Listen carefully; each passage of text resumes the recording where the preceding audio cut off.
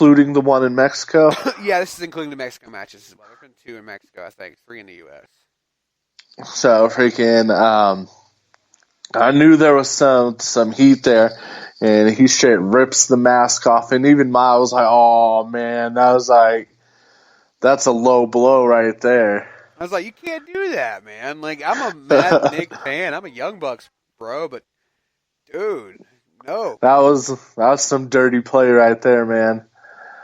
And then they just crumpled. I forgot who it was. I think it was Nick or Matt. They freaking did that like small package driver onto the ladder on him. Oh yeah, Or the small package bomb. Yeah, that's when they Like I was like, yeah, straight up. I was like, oh my god, he's dead. Like they just killed. Your dad. He is not going to live to be an old buck. He is done. He's not going to live to be an old buck. I like that. But He was a young absolute, buck. He was never an old buck. right? 5 out of 5, hands down. This match was freaking phenomenal. And I would have been more excited again, about the interruption at the end by those 3 guys. I can't remember right this moment, but I had no idea who they are. Oh, that was LAX from Impact, bro. Was it LAX? Yeah. Okay, see, because I don't know anything about them. Again, LAX was getting big when I stopped watching TNA because the whole Dixie Carter. We know why I hate Impact. LAX was a big. They had some really good matches against the Main Event Mafia, freaking Aces and Eights. Freaking LAX was a badass faction, but since they jumped to AEW, they're going to have to give them a new name. That's why they were wearing the Colombian flags instead of Oregon. Rock. Yeah. Completely different, but yeah. Potato. Anyways, 5-star match. Ray Phoenix and Pentagon retain the AAA Tag Team Championships. And they're going to have to give them up pretty soon with AEW's Tag Team Championships. They're going to be debuted after the tournament. Yeah, and the Dark Order got a first-round bye with their win, so they haven't really announced who else is going to be in this tournament. But hopefully we'll get. Would you say that was the conclusion to the Bucks and Lucha Bros? I want, like, half of me wants to say yes, that needs to be the end, because they had 5 matches over the past year and a half, and so 5 matches, that's a couple of altercations there, but then again, with every match we see, it just keeps getting better. But It really does, man. Point where it's like, oh, well, there's Nick and Matt versus Pentagon and Phoenix again. You don't want it to get better. Like maybe this should be the end, and only because you don't want to get boring. But I'd keep it in my back pocket. I'd save, I'd hint at it and all that, and maybe not deliver for a while. Have them cross paths, but not like in that manner. Yeah. I feel you. Definitely an amazing match. If you didn't get to check that out, freaking. Gosh, you can't watch anything else. Watch that match. Yeah, watch that match. Watch that triple threat hardcore match. Watch the whole pay-per-view. Just watch it all. Yeah, if you haven't watched yet, again, after you get done listening to us, even though we've ruined the whole show for you, still go watch it because I shouldn't even say that we're ruining it. We're not doing it justice, honestly. No, by no means. That's the thing about us.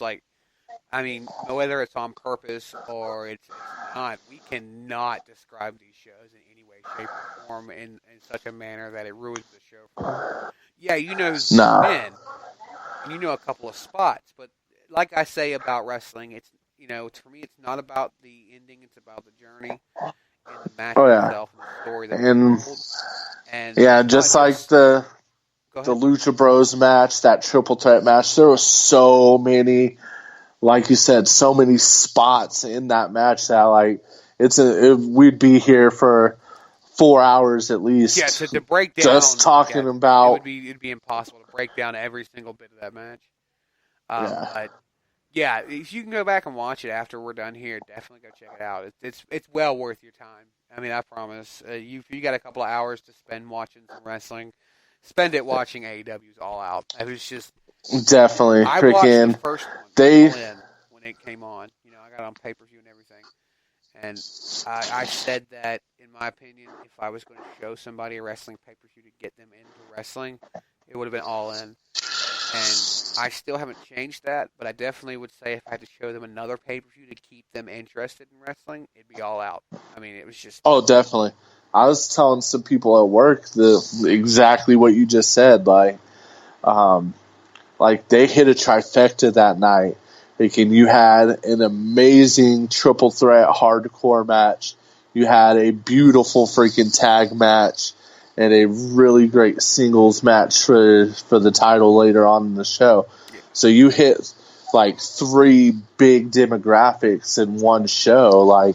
And sometimes you don't get all that. A lot of times you don't get all that. It was just it's one of the best wrestling shows. I mean, they've been putting out perfection to almost a point. You know, with these AEW shows, have there been issues? Yeah, Fight for Fallen was good for me. I know people were like, you know, and I mean, Double or Nothing had its problems, but still, you know, All Out was fucking awesome. Double or Nothing. It was, man. Freaking, I will stand by what I said, and everybody who's a regular listener here freaking knows I am a WWE guy through and through.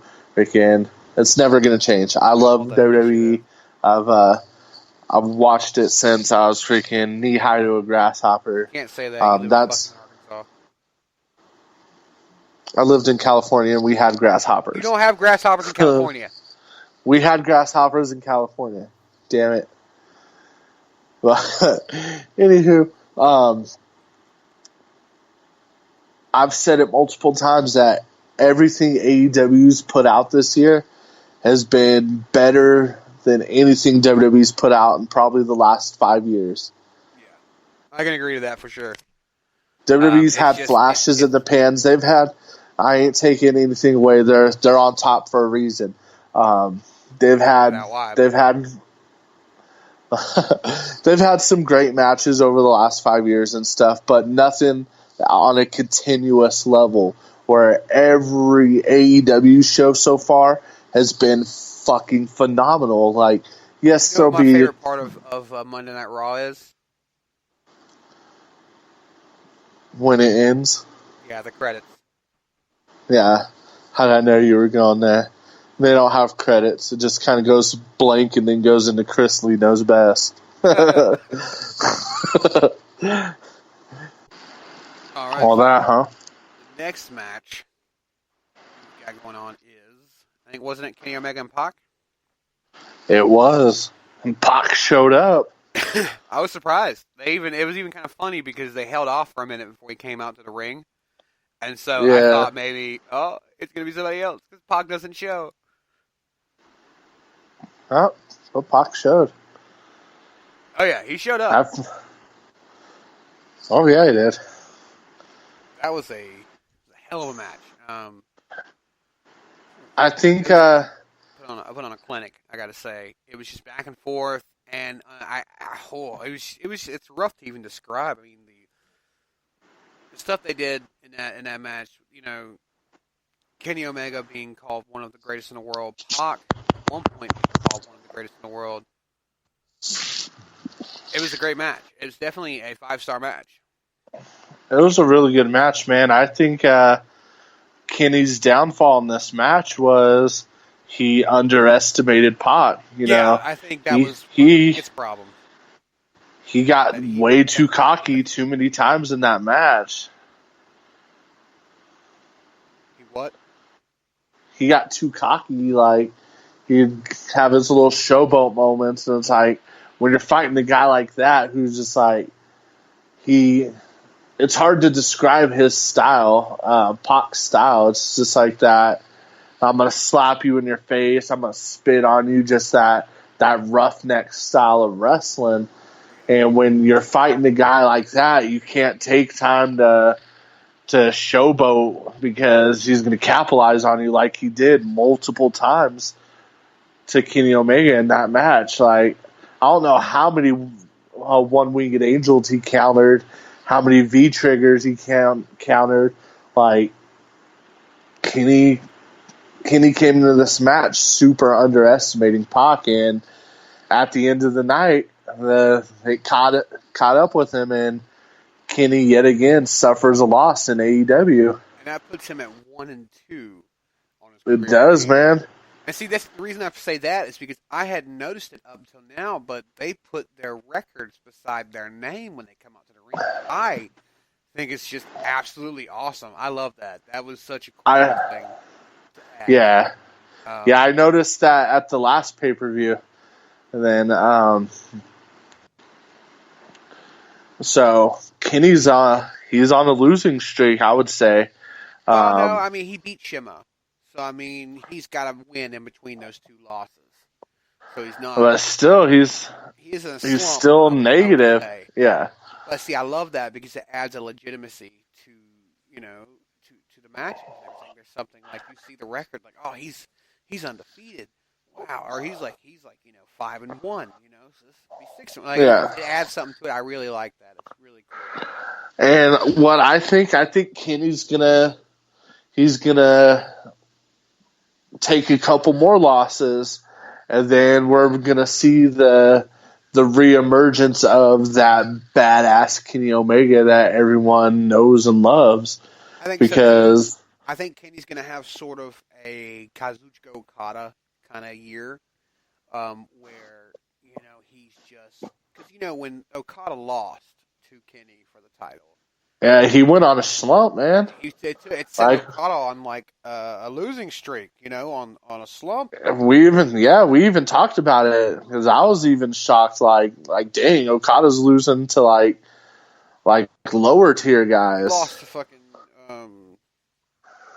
Jay White, and I was surprised at that. And he lost a couple of other matches, and it was just he wasn't all there, and it was just this mental breakdown. So I think we're going to see something, especially with the latest episodes of BTE. I think we're going to see something like that with Kenny.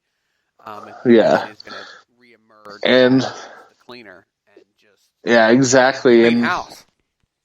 The American fans who are just going to now be getting in touch with AEW because of all the big hype they're getting recently, who may not know much about Kenny Omega or some of these other guys because they've never watched New Japan or whatnot. I think they're like, oh, here's this guy getting beat up by Neville, and don't really understand. It's just who the hell Kenny Omega is. Who this guy is.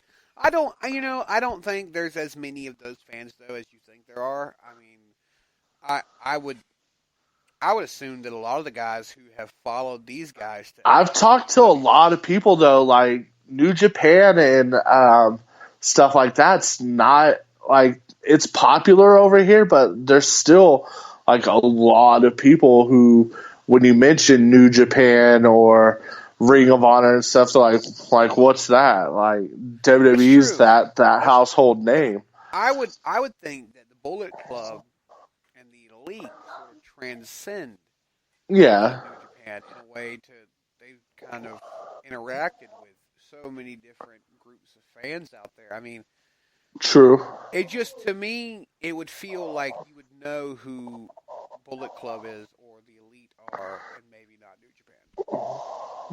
Gotcha. True. But like I said, I think he's going to go like we were talking about, go on a little bit of a slump and then just come back and just, like you said, clean house. But the match they don't ends after, God, it felt like forever. Great match between these two. They put on a clinic out there. 5-star once again from me. I was on the edge of my seat the time.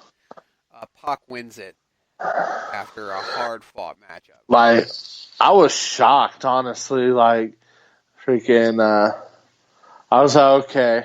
I was like, they need to make an example of Pac because of the shit that he pulled last time. I was expecting a great match